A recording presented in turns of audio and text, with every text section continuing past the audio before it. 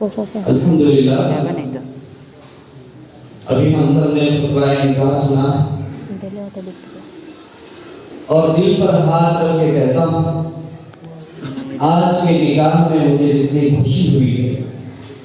زندگی میں کبھی بھی اتنی خوشی نہیں ہوئی. اس لیے ہوئی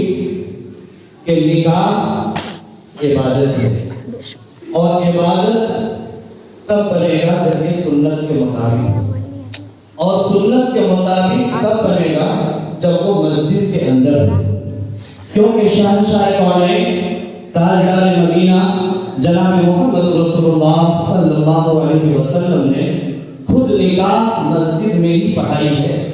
اور صحابہ کو حکم دیا کہ مسجد میں ہی نکاح پڑھاؤ. کیونکہ یہ عبادت مسجد کی پاک اور پوتر اور مقدس سرزمین پر ادا کی جائے تو اس میں اللہ کی طرف سے رحمت، برکت، عنایت، عافیت اور ہر اعتبار سے سرور اور خوشی عطا فرما دیتے ہیں. یاد رکھیے اللہ تعالیٰ نے شادی میں بیوی کا 3 حق بیان فرمایا ہے. ایک ہے مہرین کا ادا کر دینا، دوسرا ہے رہنے کے لیے گھر دینا اور تیسرا ہے نام لفتہ دینا. یہ 3 چیز کی ذمہ داری اللہ نے شوہر کے اوپر رکھا ہے اور نکاح پڑھانے سے پہلے شادی کی ذمہ داری اٹھانے سے پہلے اگر یہ 3 چیز کی قابلیت رکھتا ہے تو فرمایا گیا کہ تم نکاح کر دو. اگر اس کی صلاحیت نہیں ہے تو تم روزہ رکھو اور روزہ رکھ کر کے گناہوں سے بچو. آج کل ہمارے سماج اور ہمارے علاقے میں قابل نہ ہونے کے باوجود بیٹی والے سے 2-4 لاکھ روپیہ مل جائے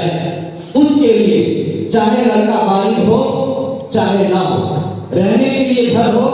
چاہے نہ ہو، کمانے والا ہو چاہے نہ ہو، کسی طرح کی کوئی صلاحیت اس کے پاس ہو یا نہ ہو، صرف اس لیے شادی کر دیا جاتا ہے وقت سے پہلے تاکہ 2-4 لاکھ روپیہ لڑکا کے جیب میں آ جائے اور ان کے ماں باپ کے دل کو سکون مل جائے. یاد رکھیے لڑکی کو پریشان کر کے اور لڑکی کے گارجن کو رلا کر کے اور اس کو سرے عام بے عزت اور رسوا کر کے جو لڑکا شادی کرتا ہے اس کے دل کے اوپر جو ٹھیس پہنچے گا، ان کا دل جو روئے گا، قیامت تک اللہ اس کو معاف نہیں کرے گا. اگر دل کی ناراضی کے باوجود کسی لڑکی والے سے 1 روپیہ بھی قبول کرتا ہے تو یقین مانیے میں اللہ کے گھر میں کھڑا ہو کر کے کہہ رہا ہوں اللہ تعالیٰ اس گناہ کو کبھی معاف نہیں کریں گے، کیونکہ یہ حقوق العباد میں سے ہے اور اللہ تعالیٰ اس وقت تک معاف نہیں کرتے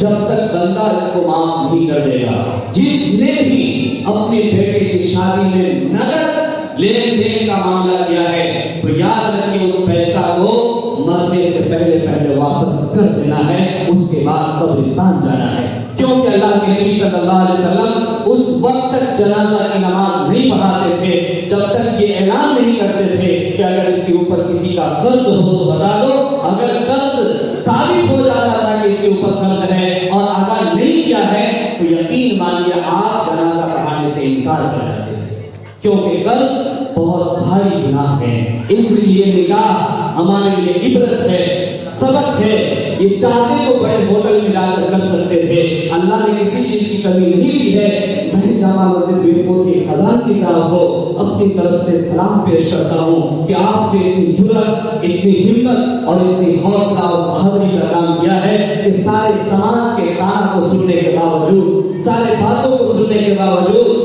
آپ نے مسجد کی سرزمین پر نکاح خانی کیا ہے. میں دعا دیتا ہوں اللہ آپ کی جرأت کو ہمیشہ سلامت رکھے اور اللہ تعالیٰ اس مجلس میں بیٹھنے والے سب کو عافیت کی زندگی عطا فرمائے، خوشحالی کی زندگی نصیب فرمائے. جو بیمار ہے اللہ تعالیٰ انہیں صحت یابی نصیب فرمائے. بھائی ہم لوگ سب ارادہ کریں کہ نکاح سنت ہے اور یہ سنت مسجد میں ہی پوری ہونی چاہیے. اگر یہ کام ہم کر لیتے ہیں تو کل ہم نبی کو منہ دکھا لیں گے، ورنہ یاد رکھیے قیامت کے دن اگر ہمارے نبی کھڑے ہو کر کے کہہ دیے کہ اے میری امت ہم نے دندان مبارک تمہارے لیے شہید کیا تھا، جس دن ہمارے نبی کہیں گے احد کے گڈھا میں مجھے تمہارے لیے ڈالا گیا تھا اور اور میرے جسم کو تاریخ کے سفر میں لہولہان کیا گیا تھا. ہم تمہارے لیے رسم و رواج کو ختم کرنے کے لیے آئے تھے, جہالت کی پگڑی کو ختم کرنے کے لیے آئے تھے, تمہیں خوشی دینے کے لیے آئے تھے اور آسانی پیدا کرنے کے لیے آئے تھے. تم نے سماج کو مشکل میں ڈال دیا, اس کے ہم جواب نہیں دے پائیں گے. اس لیے میرے بھائیوں, سنت کے مطابق نکاح کیجیے, مسجد میں کیجیے. میں سارے لوگوں کو مبارکباد پیش کرتا ہوں اور سب کو سلام پیش کرتا ہوں. السلام علیکم ورحمۃ اللہ وبرکاتہ.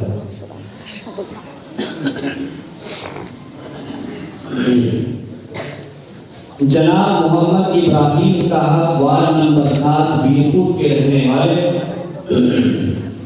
ان کی صاحبزادی محترمہ میاں خوشبو کو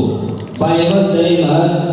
1.5 تولہ سونا 786 روپیہ نقد بسکہ رائے جوک علاوہ مکہ 2 گواہوں کی موجودگی میں, گواہ اول جناب عبدالقیوم صاحب سیتاپور یوپی, گواہ ثانی جناب محمد شمیم عالم صاحب سہرسہ بہار, جناب علیم الدین صاحب سیکریٹری جامع مسجد بیرپور کی وکالت میں, اور تاجر میں جناب محترم فیصل صاحب سیتاپور اور جناب تنویر